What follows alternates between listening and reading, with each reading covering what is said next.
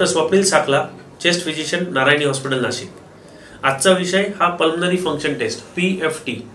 जसं एखाद्या पेशंटला छातीत दुखलं की आपण लगेच डॉक्टरांकडे जाऊन एक ECG घेतो, त्याने हृदयाचा आलेख किंवा हृदयाचे आपले जन्मकुंडली माहीत पडते। तसंच फुफ्फुसाचा आलेख म्हणजे ही पल्मनरी फंक्शन टेस्ट।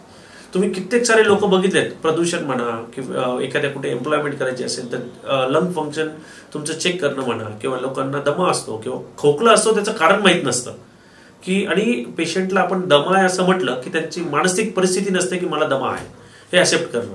सो या सगळ्या गोष्टींचं निदान करायचं आहे तर त्याकरता एक टेस्ट म्हणजे ती पल्मनरी फंक्शन टेस्ट।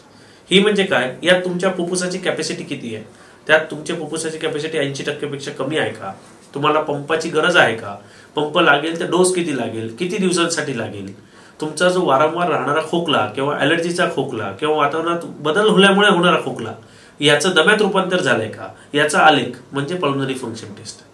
ही एक टेस्ट जनरली 15 मिनिटाची असते। त्यामध्ये आपण कॉम्प्युटर समोर बसवून एक पेशंटला फूक मारायला लावतो। ती 6 सेकंदापर्यंत प्रॉपर फूक मारलेली असेल तर ती टेस्ट व्हॅलिड आहे।